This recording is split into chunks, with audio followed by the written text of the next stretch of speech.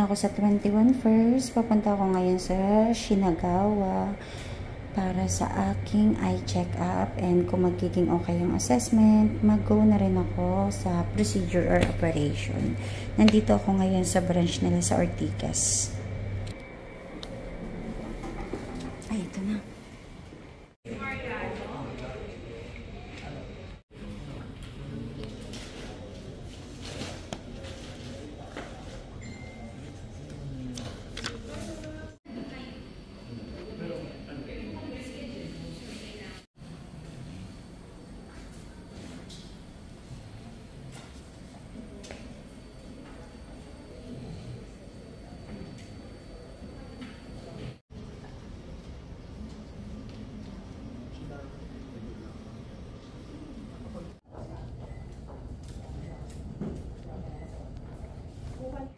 Bababa muna ako guys para mag-lunch.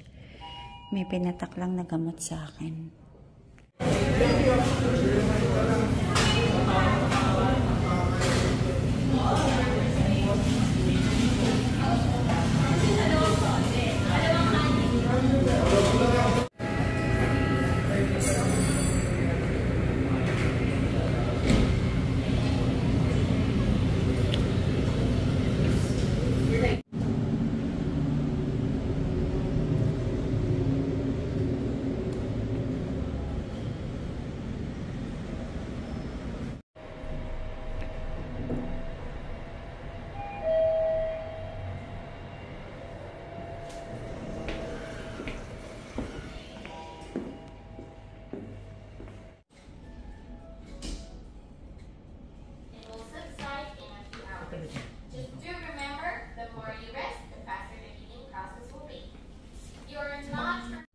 Hello guys, good morning. Ayan, hindi ako talaga nakapag-vlog kahapon kasi ang tawag dito, sunod-sunod yung mga check-up ko kahapon, yung test na ginawa sa akin.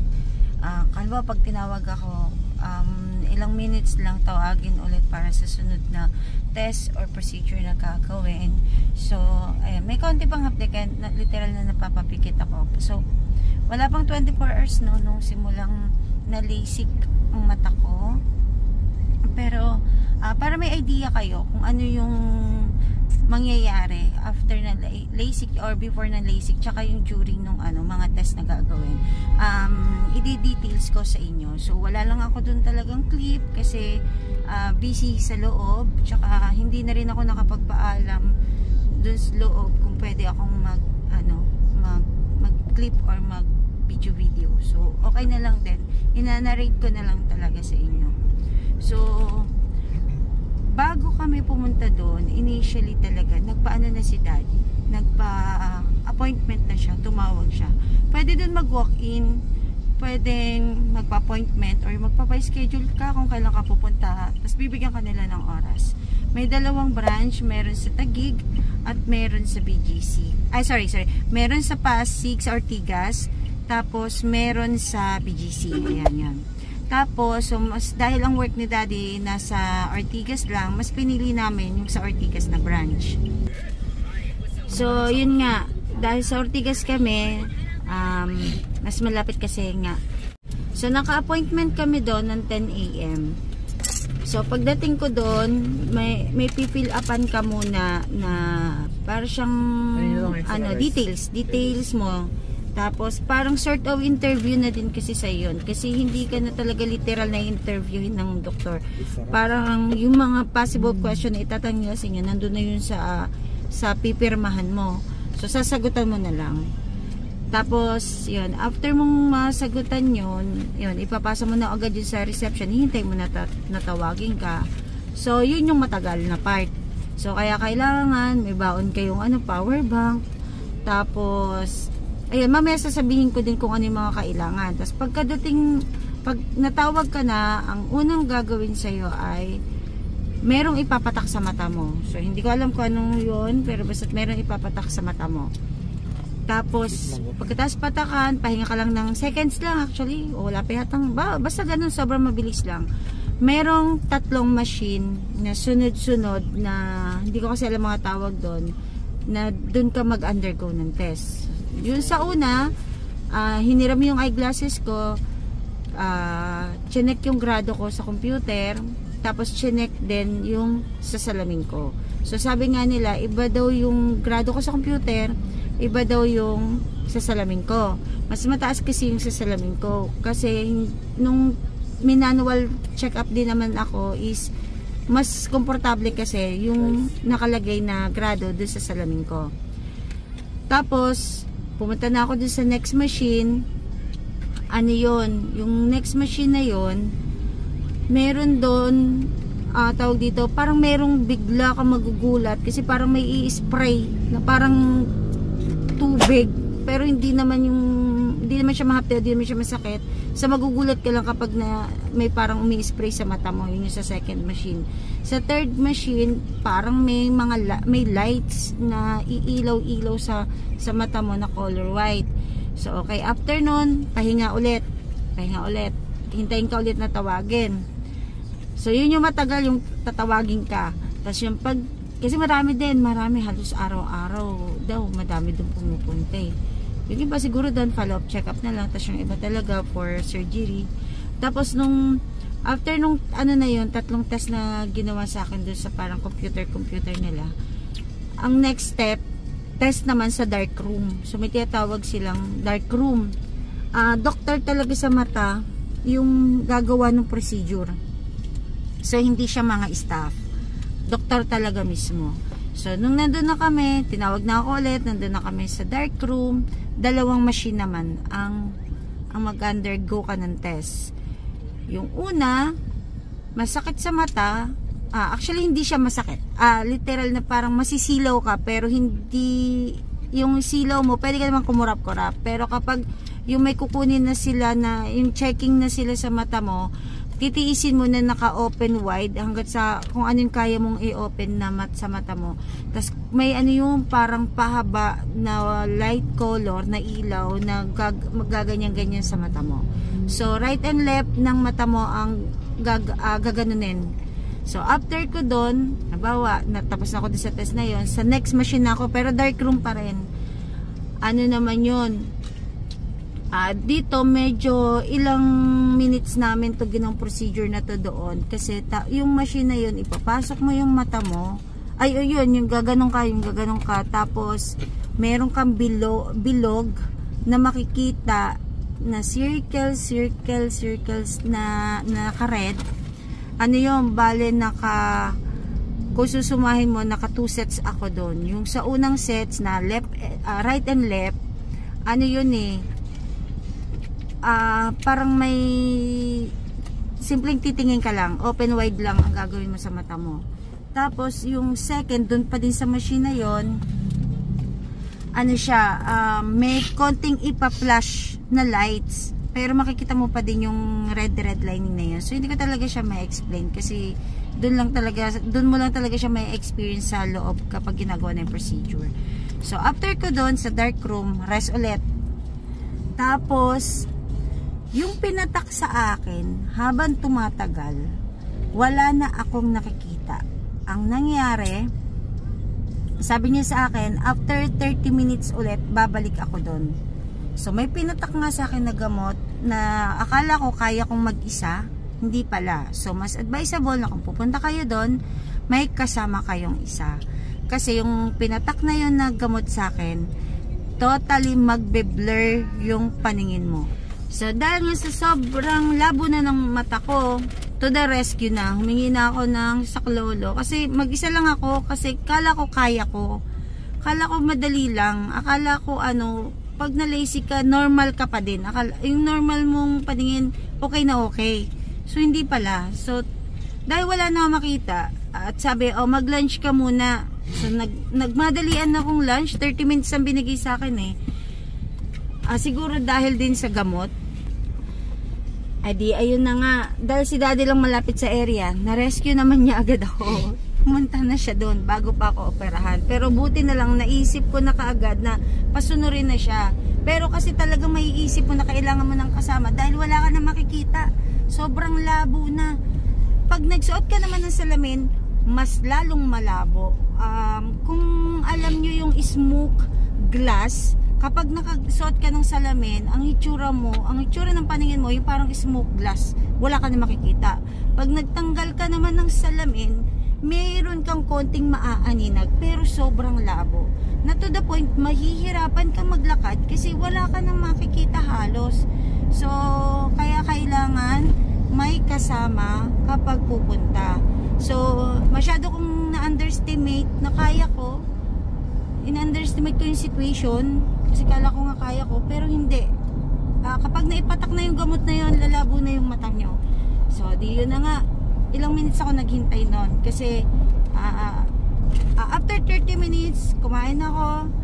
Pagkabalik ko doon, may pinatak ulit na gamot. Tapos, ano na ako, next test na yung ginawa sa akin. Ito na yung papabasahin ka ng actual. Yung kung sa normal na pinapabasa sa eye test, yung parang letter E, tapos mga letters doon, iba. Puro siya letters. Puro siya letter C. Pero yung C is merong paharap yung buka sa kanan, sa kaliwa, sa taas at sa baba. Tapos, malaki, paliit ng paliit ng paliit ng paliit. So, itetest ka dun kung hanggang saan ang kaya mong mabasa, kung saan malinaw. Tapos, yung experience ko dun, kapag hindi ko na siya masyadong nababasa, yung letter C parang nagiging circle. Para siya nagiging circle, or kapag maliit na masyado, para siyang nagiging dot. Tapos, sa baba noon, merong red and green na lights na i-identify mo din yun kung nakikita mo o medyo nagdodoble yung circle or parehas lang yung sa green lights tsaka sa blue lights, kasi yung green lights tsaka yung green lights tsaka yung red lights mayroon yung circle sa loob. So kapag blurred yung paningin mo doon, minsan nagdo-double yung yung circle. Tapos minsan naman parang may shadow. So doon isa-isa yung ititest. May nilalagay din sila yung parang yung artificial glass patawag. Hindi ko alam eh. Basta't pinapalit-palitan siya. Hanggang sa makakuha yung ma-perfect yung grado. So ayun, after ko doon, mabait nga yung yung doctor na sa akin nag-guide kasi hindi niya ako pinipressure kung mababasa mo o hindi. Pero may mga times na halimbawa doon sa pinakamaliit na letter, pwede kang mag-guess kasi inaano din nila na tawag dito, basta suggest nila na mag-guess ka kung anong letter na yun kasi tinitingnan niya kung sa pinakamaliit na letters kaya mo pa siyang ma-identify, parang ganon. So kapag feeling ko kaya ko pa siyang ma-identify, sabi ko I guess up, kung naka-up yung letter C, or I guess down. So nagaganon pa, sinusubukan pa din. Basta ang kagandahan, ititest yung yung mata mo, medyo mahapdi kasi may time kasi na parang humahapdi siya, mapapapikit ka ng kusa. Ayun. So, yun, basta tititest hanggang sa pinaka-maximum level nung na kaya mong basahin yung gagawin. So, after nun, rest ako ulit. Tapos, alam mo sa totoo lang, hindi ko talaga matandaan kung ilang beses ako pinatakan ng gamot sa mata. Na sa tingin ko sila lang din talaga nakakalam ko para saan yun. Pero